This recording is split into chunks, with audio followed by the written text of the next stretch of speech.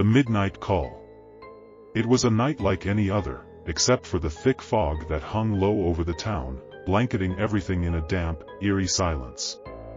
Sarah sat in her small apartment, sipping tea and scrolling through her phone, enjoying the rare moment of peace after a long day.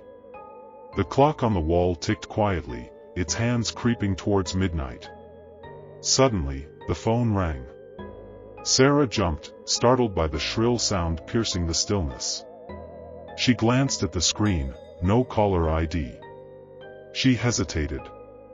She rarely got calls at this hour, and certainly not from unknown numbers. But curiosity got the better of her, and she swiped to answer. Hello? There was silence on the other end, just the faint crackle of static. She was about to hang up when a voice, low and distorted, whispered through the line that I'm outside. Sarah's heart skipped a beat. She stood up, moving to the window, peeking through the blinds. The street below was deserted. The fog swirled lazily in the dim glow of the streetlights, but there was no sign of anyone. She stepped back, shaking her head. It was probably just a prank, some bored kid messing around. She hung up and sat back down, her nerves still tingling. But barely a minute later, the phone rang again. No caller ID. This time, dread crept into her chest. She answered cautiously. Who is this? The voice on the other end whispered again, this time slower, more deliberate. I'm at your door. Sarah's blood ran cold. She turned towards the front door, her eyes wide, but the deadbolt was still locked. She grabbed a kitchen knife, her hands trembling. Suddenly, 3 loud knocks echoed through the apartment, rattling the door. Bang! Bang! Bang!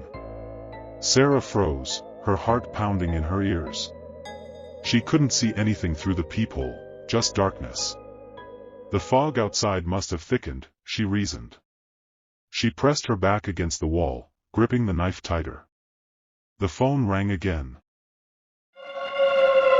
What do you want? She demanded, her voice shaking. The voice on the other end chuckled softly, a raspy, inhuman sound. I'm inside. Her breath caught in her throat as she turned slowly, her eyes scanning the room. Nothing. Everything was exactly as it had been. Another knock, this time from behind her. Bang! Bang! Bang! She spun around, staring at the wall. There was no door there, just a window facing the alley. The knocks came again, louder, more insistent. Bang! Bang! Bang! She crept towards the window, terrified of what she might see. She slowly peeled back the curtain, her hands shaking. Nothing. Just the fog. And then, a face.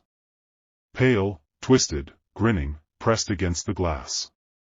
Its eyes were black, endless voids that seemed to pull her in, its mouth stretched impossibly wide in a smile that dripped with malice. Sarah screamed and stumbled back, dropping the phone. She turned to run, but the lights in her apartment flickered and went out, plunging her into darkness. The phone, still on the floor, rang again, its glow casting eerie shadows on the walls. With trembling hands, she picked it up and answered. Why are you running? The voice whispered, almost mocking. I'm already here. Suddenly, she felt cold breath on the back of her neck. She didn't dare turn around, her entire body paralyzed with fear. The presence behind her was close, too close. She could hear its ragged breathing, feel the weight of its malevolent gaze on her. With every ounce of courage she had left, Sarah bolted for the front door, flinging it open and racing down the hallway of her apartment building. The fog outside had seeped into the corridors, making it hard to see, but she kept running, her footsteps echoing off the walls. Behind her, she heard the voice again, louder now, and closer. I will always find you. She reached the lobby and burst out into the street, gasping for air. The fog enveloped her, thick and suffocating. The streetlights flickered above her, casting long, distorted shadows.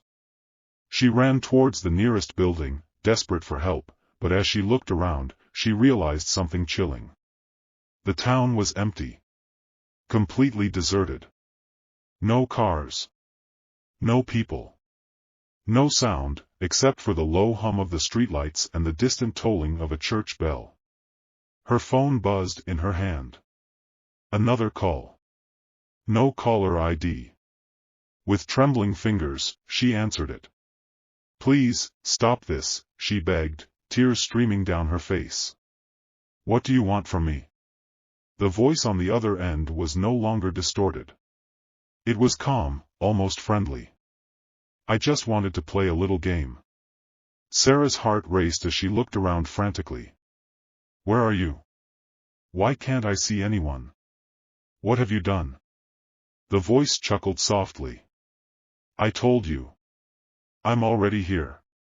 Suddenly, she felt a cold hand grip her shoulder. She screamed and spun around, but there was no one there. The street was still empty, the fog swirling around her feet. Her phone slipped from her hands and clattered to the ground.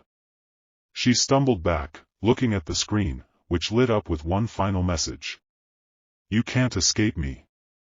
The phone went dark. And then, just as suddenly as it had begun, the fog lifted. The streetlights flickered back to normal, and distant sounds of the city returned. Cars passed by, and a couple walked by her, oblivious to her terror.